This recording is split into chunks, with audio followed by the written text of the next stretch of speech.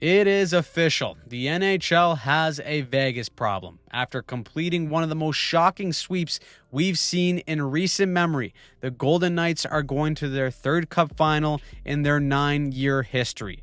They wait for the winner of Montreal and Carolina, who's in the middle of a war where slowly one team is being exposed. So how the hell did all this happen? What does it mean moving forward? Let's dive into both series in this video. So let's start with Game 3 between the Montreal Canadiens and the Carolina Hurricanes. Game 2 ended in an OT thriller with Carolina coming out on top to tie this series at 1. So we shift back to Montreal, and now this series is all about who can impose their game on the other the most. For Carolina, it's always been about pressure and support. Goal number 1 is just that. Traditional hockey is usually expand on offense and contract on defense. But when Carolina is in the trenches, they love to contract. They're damn good at getting close and helping each other win battles like we see here.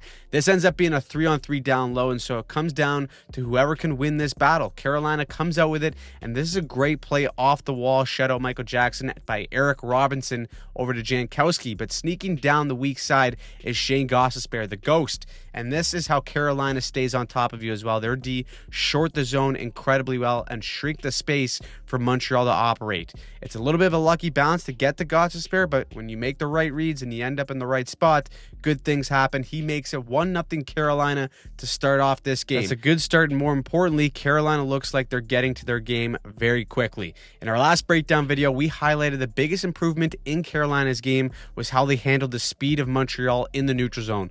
Like everything in their game, they played a man-on-man, and in Game 2, they did an unbelievable job of staying above their check on the Montreal breakout, and because of that, the Canadiens never really got a lot of sustained zone time. Now, from Montreal's perspective, they don't want to rush anything through the neutral zone, and they're very content in going back behind their own net, fighting the panic of Carolina's forecheck and regrouping instead of trying to force a quick up play in the neutral zone and giving it away. In Game 3, this was evident early on. They tried a stretch play a couple of times, but Carolina, again, not giving anything to Montreal for them to get a possession entry. So if the Canadiens want to create offense, it has to come in other ways than just off the rush. I've said it before, but the Habs are at their best when they can establish their forecheck, and this is eerily similar to Carolina's first goal. It starts on the wall, and it's all about winning a battle and having support. Evans wins his battle, chips it to Demidov, and Carolina gets caught cheating a little bit on the breakout. Martinuk here was getting in a support position in case Carolina won this puck and rimmed it along the boards, but instead, Demidov comes out with it, and Martinuk isn't on his man in Matheson because of the change of possession, and this guy's going to come down Main Street uncontested and shave the ear hair off of Fred X. Just a frickin' laser beam. Top bunk ties this game up with 4 minutes left in the first. The building is buzzing, but it just doesn't last for too long. Carolina, they thrive off of retrieving pucks in the O-zone. It's why they get about 1 billion shots per game, because they put pucks towards the net, and they're almost always first to the retrieval, and then it's rinse and repeat. Here, this is a fantastic heads-up play by Jackson Blake as Montreal moves into a man-on-man, and he runs out of real estate higher in the zone. He's just going to place this puck into a space that allow Carolina to get on a retrieval in a more advantageous spot.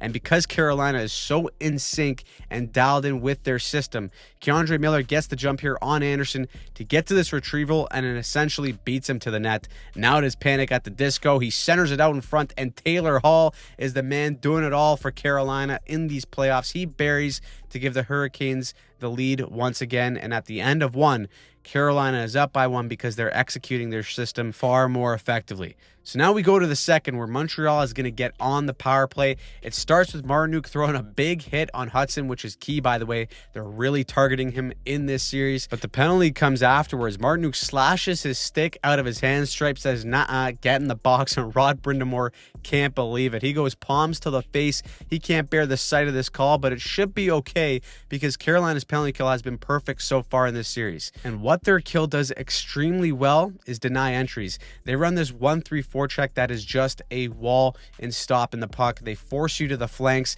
and then time their step ups really well to create these mini 2v1s to strip a puck. But this game is all about adjustments. You see, like almost every other power play, Montreal uses a drop back play to Suzuki to come in with speed. But on one particular entry in the first period, Hudson and Caulfield move up the ice together in a give and go. And here's a split-second opportunity with Hudson busting his ass up the middle for Caulfield to feed him. But instead, they opt to go for the drop back to Suzuki, which is inevitably stopped. But Marty St. Louis and the power play take note.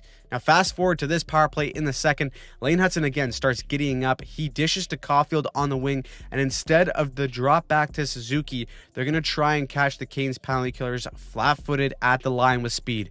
This is an excellent play by Caulfield because the killer for Carolina, which is Slavin, one of the best defensive players in the world, does a terrific job at holding the line here. But watch Caulfield make this subtle little slip pass under the triangle to Lane Hudson, who gets this puck in full stride. Again, though, this touch by Hudson has to be perfect because the Canes killers are just so damn good at gapping up and supporting. But before they can close in on him, he gives it right back to Caulfield, whose speed has caught both Canes killers flat-footed. It's a 2-on-1. Give and go. It's a gentleman's sport, and Hudson finishes off the set play for an absolute beauty. That is a coach's wet dream right there, and it's what ties this game up. But still, despite the score, Carolina continues to carry the pace and outshoot Montreal. They also are taking their runs at Dobish right before the end of the second. Walker drives the net and just goes tumbling right into Dobish. This seems to happen like once or twice every series. Teams just want to do anything they can to get into his kitchen and try and get him off his game. Let's go to the third now, shall we? This shouldn't cause any drama. 11 minutes remaining. Dobson gets a step into the zone. He's going to put one on it. It goes off of Ehlers and in. The Bell Center is losing it, but hold on.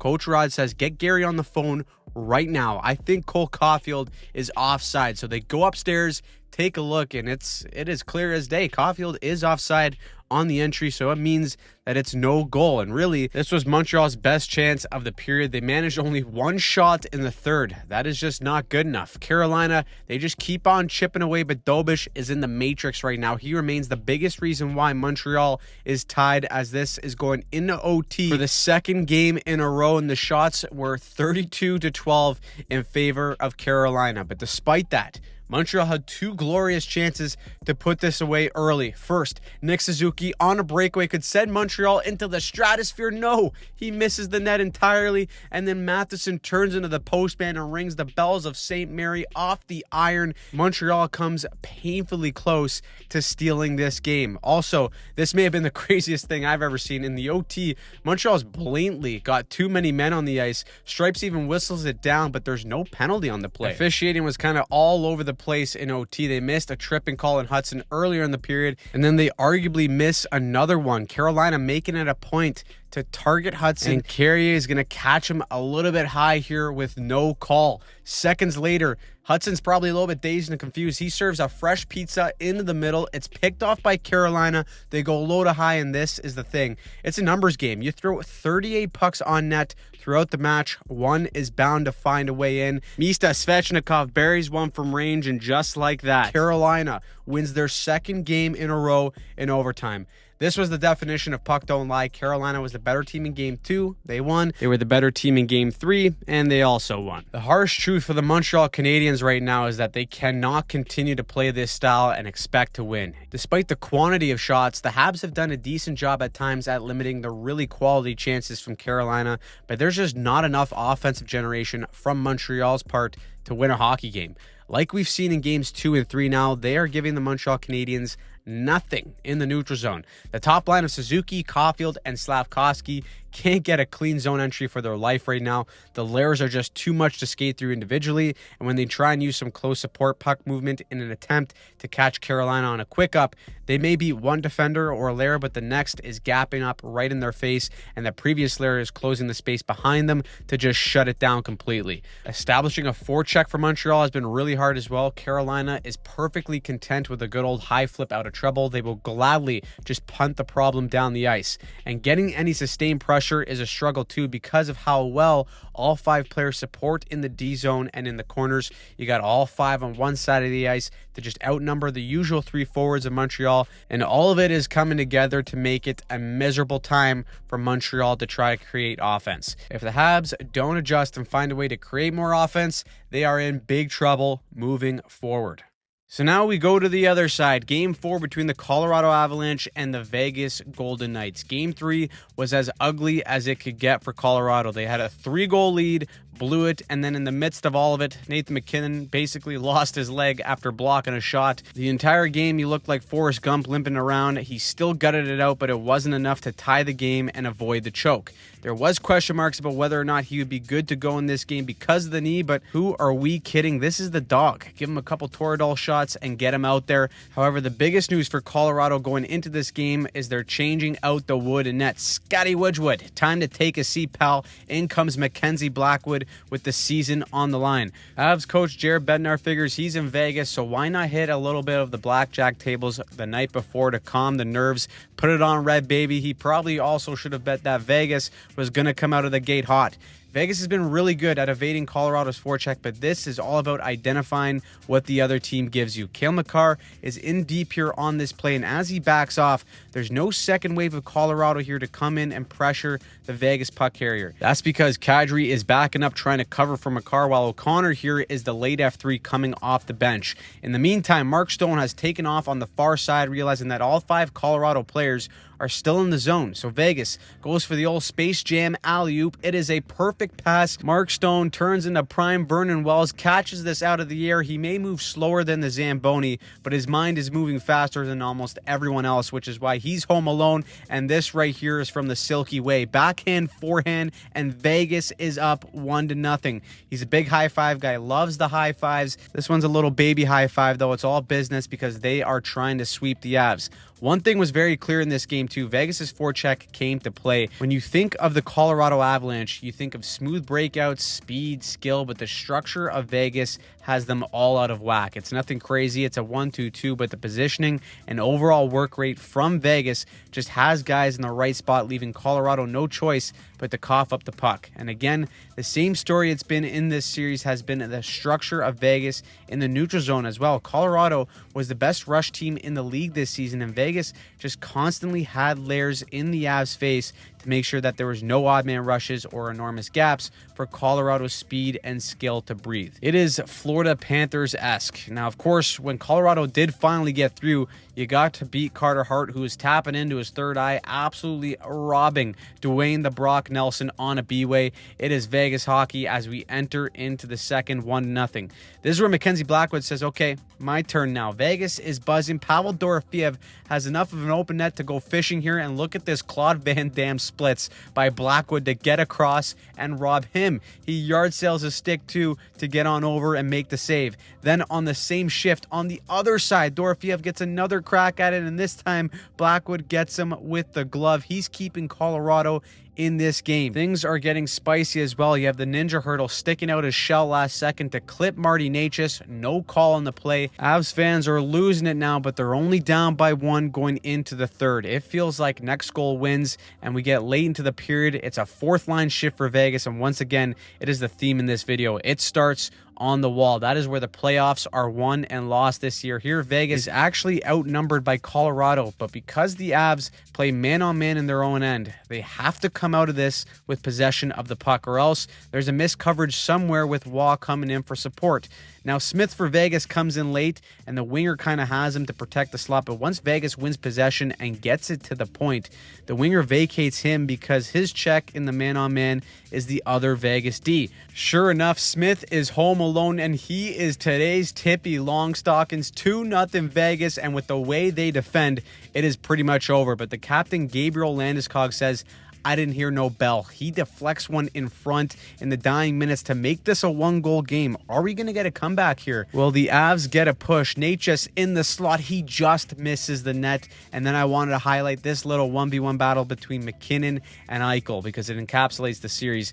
Canada versus USA. Yes, MacKinnon may not be 100%, but this is textbook defending from Eichel, just slowly inching MacKinnon closer and closer towards the wall as he closes in on him, and he also leans on him with the body. Now he's on his backhand, and with the support coming in for Vegas, it gives MacKinnon no option but to try and force this pass into the middle. It's picked off, and that is it. The Vegas Golden Knights sweep the President Trophy winning Colorado Avalanche. I don't think anyone expected this coming in to this series. Right from the start, Vegas was the better team, and that swing game was Game 3, blowing that 3-0 lead and losing. It was just devastating for the Avs. But John Tortorella and Vegas came with the perfect game plan. They were incredibly structured. They were willing to put their balls on the line to block shots. You just have the whole damn team being a bunch of Dan Girardis ready to eat pucks. Only my OGs know about the legend Dan Girardi himself, but also the goaltending has been phenomenal.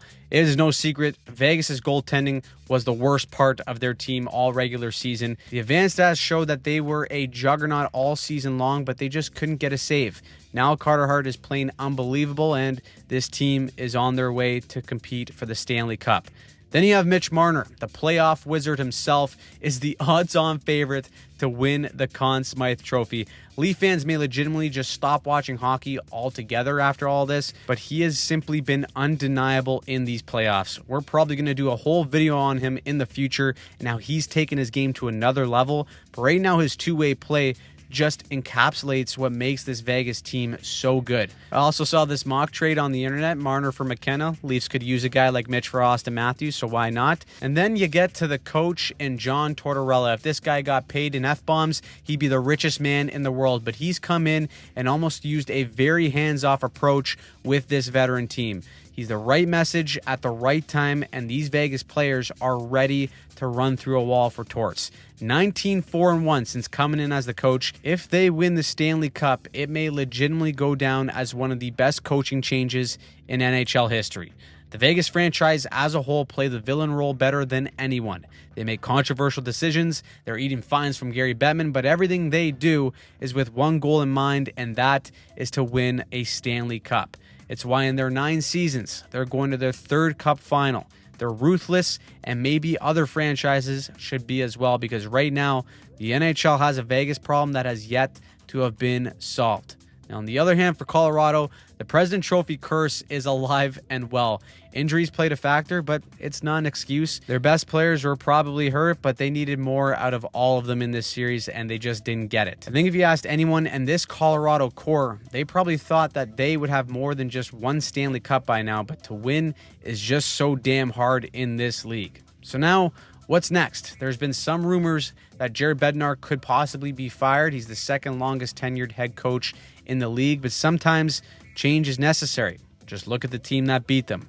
Either way, it is a bitter end to what has been an incredible season as Vegas completes the sweep to move on to the Stanley Cup final. So, what surprised you? Who pissed you off about these games? Let me know in the comments down below. As always, I'm Anthony from Hockey Psychology. We do all the breakdowns on this channel, and if you want to see more just like this, check out any of the videos here and subscribe to the channel so that you don't miss a single thing.